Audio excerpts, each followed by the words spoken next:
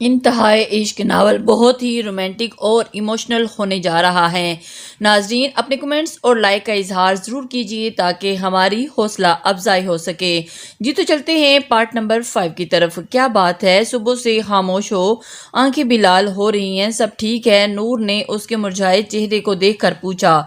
تینوں کلاس لے کر گراؤنڈ میں بیٹھی تھیں۔ بس رات کو نیند نہیں آئی، اس نے کتاب کھولتے جواب دیا۔ کہیں تمہیں محبت تو نہیں ہوگی؟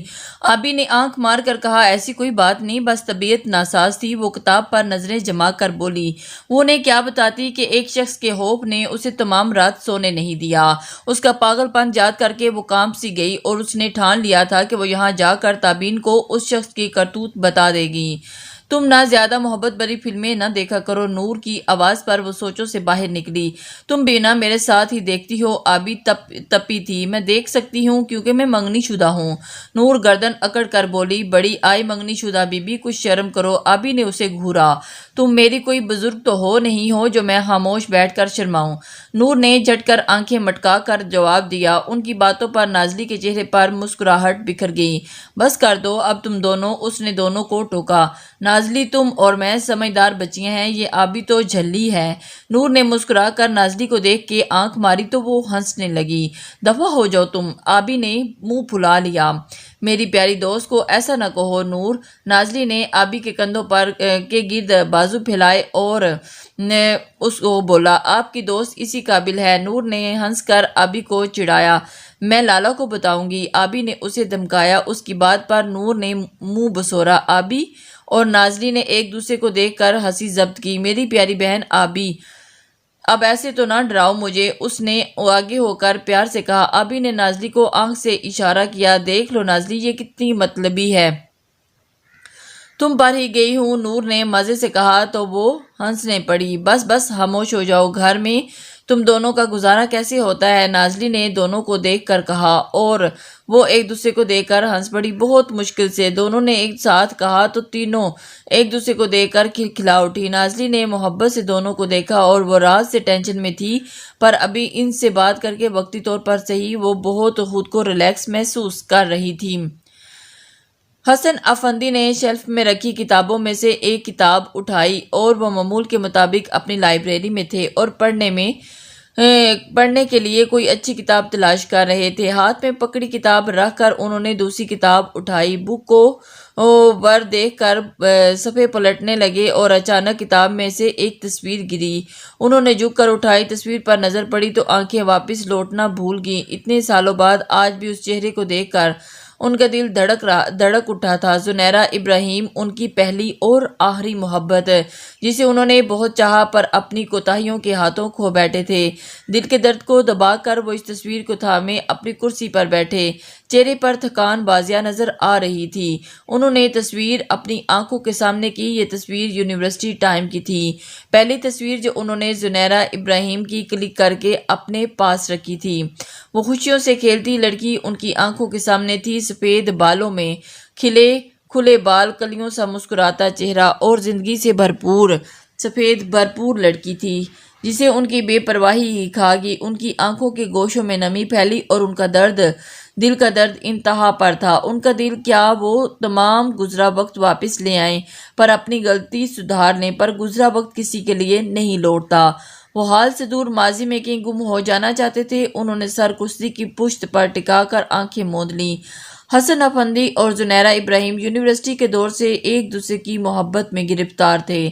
زنیرہ ابراہیم کا تعلق مڈل کلاس گھرانے سے تھا۔ ان کے والد انتقال کر چکے تھے۔ گھر میں اس کی والدہ، چھوٹی بہن سیماب، یونیورسٹی کے تمام عرصہ وہ دونوں ایک دوسرے کی محبت میں گم رہے، دنیا کی تلخی سے دور ایک ساتھ زندگی گزارنے کے پلان بناتے رہے۔ انہیں معلوم نہ تھا کہ آگے انہیں تقدیر کیا دکھانے والی تھی۔ دونوں کی پڑھائی ختم ہوئی تو حسن افندی نے اپنے والد کا بزنس سنبھال لیا، جبکہ زنیرہ نے جاب شروع کر لی۔ حسن افندی جب بزنس میں سیٹل ہو گئے تو انہوں نے اپنے والد سے زنیرہ کے رشتے کی بات کی، پر ان کے والد نے صاف انکار کر دیا۔ وہ پہلے ہی اپنے دوست کی بیٹی کے لیے ہاں کر چکے تھے۔ دوست تو دنیا میں رہا نہیں تھا، پر دوست کو اپنی زبان دے چکے تھے جسے وہ ہر حال میں نبھانا چاہتے تھے۔ حسن افندی نے لاکھ کوشش کی ان کی ہاں نہ بدلی۔ حسن افندی نے طے کر لیا تھا کہ اگر زنیرہ نہیں تو کوئی نہیں۔ وہ اپنے فیصلے پر اٹل تھے، پر جب ان کی ماں نے انہیں اپنا واسطہ دے کر ان کے سامنے ہاتھ جوڑے تو وہ نہ چاہتے ہوئے بھی اپنی ماں کی محبت کے آگے جھک گئے۔ وہ اپنی وجہ سے اپنی جنت کو ناراض نہیں کر سکتے تھے، ہاں تو وہ کر چکے تھے، پر ان کا دل جیسے مر چکا تھا۔ جب زنیرہ کو ان کی شادی کی خبر ملی تو وہ پتھر کی بن گئی۔ وہ جانتی تھی کہ حسن افندی بے وفا نہ تھے، پر وقت اور حالات ان دونوں کو اس موڑ پر لے آئے تھے۔ وہ چاہ کر بھی نبھا نہ کر سکے۔ یوں تو کوئی بھی تنہا نہیں ہوتا، چاہ کر بھی کسی سے کوئی جدا نہیں ہوتا۔ محبت کو ازل سے مجبوریاں لے ڈوبتی ہیں، ورنہ خوشی سے کوئی بے وفا نہیں ہوتا۔ حسن افندی کی شادی امتل بیگم سے ہوئی تو زنیرہ ان کی زندگی سے ہمیشہ کے لیے نکل گئی۔ وقت اپنی رفتار سے گزر رہا تھا، پر حسن افندی کا دل کہیں بہت پیچھے کسی موڑ پر ٹھہر گیا تھا۔ وہ چاہ کر بھی نئی زندگی آگے نہ بڑھ سکا۔ 4 سال کا لمبا عرصہ گزر چکا تھا۔ ان کے والدین حیات نہیں رہے تھے۔ حسن افندی 3 سالہ بیٹی کے باپ بن چکے تھے۔ دل نے تھوڑا سنبھلنا سیکھ لیا تھا، پر وہ اپنی زندگی سے خوش نہ سہی کچھ حد تک مطمئن ہو چکے تھے کہ وہ زندگی نے پھر رخ بدلا۔ زنیرہ ابراہیم کو ایک بار پھر ان کے سامنے لا کر کھڑا کیا۔ جاب کی تلاش میں ایک دوست کے ذریعے ان کا سامنا حسن افندی سے ہو گیا تھا۔ اسے سالوں بعد دیکھ کر حسن افندی کا دل تھم کر چلتا دل پھر سے پوری رفتار سے دھڑک اٹھا تھا۔ انہوں نے زنیرہ کو جاب پر رکھ لیا تھا، جسے نہ چاہتے ہوئے بھی زنیرہ کو قبول کرنا پڑا۔ پہلے تو اس کی والدہ جاب کر کے انہیں سپورٹ کرتی تھی، پر جب سے زنیرہ نے پڑھائی مکمل کی تھی، اس نے اپنی والدہ سے جاب چھڑا کر خود جاب شروع کر دی تھی۔ اس نے گھر اور سماو کی پڑھائی کی ذمہ داری اپنے نازک کندھوں پر اٹھائی تھی، پر مہینے پہلے اسے جاب سے نکال دیا گیا اور وہ نئی جاب کی تلاش میں تھی۔ زنیرہ نے اپنے دل کو مضبوط کر لیا تھا۔ 1 ماہ حسن افندی کے آفس میں جاب کرتے گزرا اور ایک دن وہ ان کے گھر چلے آئے اور اس کی والدہ کو تمام کہانی سنا کر اس نے زنیرہ کا ہاتھ مانگ لیا۔ اس کی والدہ پہلے ہی اپنی یوں مسلسل بیماری سے پریشان تھی اور ان کے بعد ان کی بیٹیوں کا کیا بنے گا۔ سماو کے سر پر بھی زنیرہ کا ہاتھ تھا، پر زنیرہ بالکل اکیلی تھی۔ اسے کسی کے مضبوط سہارے بازوں کا سہارا چاہیے تھا۔ بہت کچھ سوچ کر اس نے حسن افندی کے پرپوزل کو قبول کر لیا۔ زنیرہ کو اعتراض تھا، وہ کسی کا گھر برباد نہیں کرنا چاہتی تھی، پر حسن افندی کے پرزور اصرار پر اس کا دل پگھل گیا تھا۔ اور صرف حسن افندی ہی نہیں، وہ بھی تو ان کی دیوانی تھی۔ انہیں پانے کی خواہش اس نے بھی کی تھی۔ حسن افندی کو لے کر اس نے لاکھ سپنے سجائے تھے، پر تقدیر نے انہیں جدا کر دیا تھا۔ اب اگر تقدیر انہیں پھر سے ملانا چاہتی ہے تو انہیں ایک کرنا چاہتی ہے تو وہ کیوں پیچھے ہٹیں؟ کیوں نہ اپنے محبوب کا ہاتھ تھام کر اس دنیا کی حقیقت سے دور سپنوں کی دنیا میں چلی جائے؟ پر آخر کوئی کب تک حقیقت سے بھاگ سکتا ہے؟ سپنوں کی دنیا میں کھوئے ان 2 دلوں کو بھی دنیا کی حقیقت کھا جانے والی تھی۔ بہت سادگی سے دونوں کا نکاح ہو گیا۔ حسن افندی نے زنیرہ کے لیے الگ گھر لیا تھا۔ حسن افندی زنیرہ کی والدہ اور سماو کو بھی ساتھ لے آئے تھے۔ زنیرہ تو ان پر قربان ہو گئی تھی۔ بھلا اتنا پیار کرنے والا شوہر کسی کو ملے اور خود بھی دنیا کی خوش نصیب ترین ہستی نہ سمجھے تو ایسا ہو نہیں سکتا۔ حسن افندی اپنا بہت سارا وقت زنیرہ کے ساتھ گزارتے تھے۔ وہ ایک دوسرے کو پا کر خوش تھے۔ وقت ہنسی خوشی گزر رہا تھا۔ شادی کے 2 سال بعد نازلی ان کی زندگی میں آئی اور ان کی موجودگی نے ان زندگی کو 4 چاند لگا دیے۔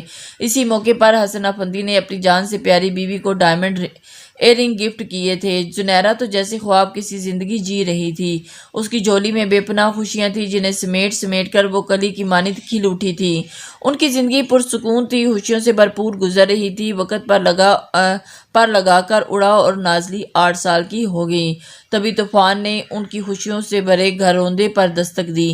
امتل افندی ان کی چھوٹی سی خوشیوں بھری دنیا میں داخل ہو چکی تھی۔ امتل افندی کو حسن افندی کی شادی کا علم ہوا تو وہ پاگل ہو گئی تھی۔ وہ اس عورت کا منہ نوچ لینا چاہتی تھی جس نے ان کے شوہر کو ان سے چھینا تھا۔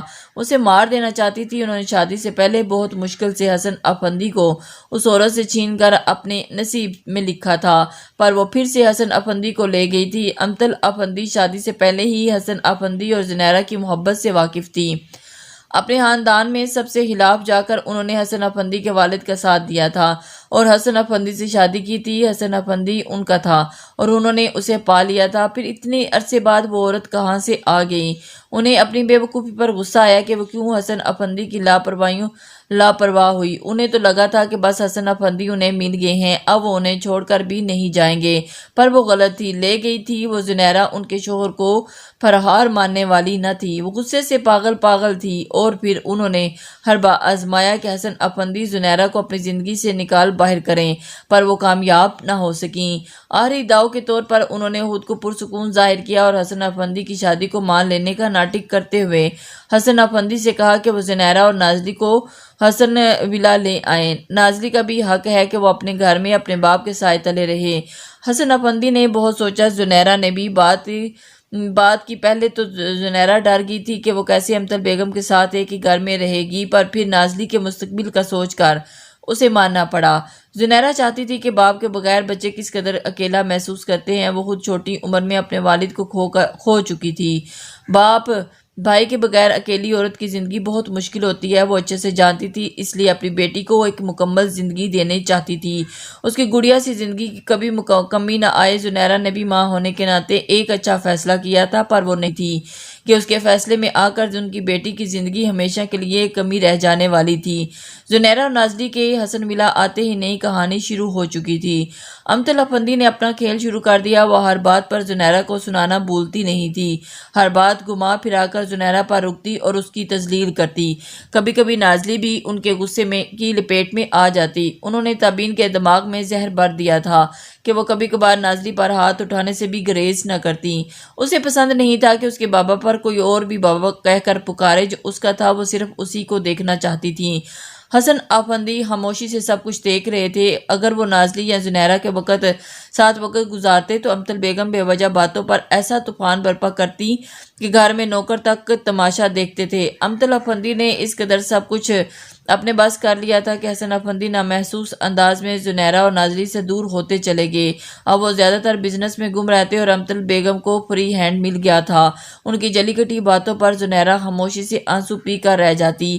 یہاں آ کر ایک دن بھی وہ سکون سے نہیں سو پائی تھی۔ زندگی نے کچھ عرصے میں ان کی راہوں میں جتنے گلاب بچھائے تھے، اب وہ اس سے زیادہ کانٹے ان کی راہوں میں تھے، جنہوں نے ان کے نازک پاؤں کو زخم کر دیا تھا۔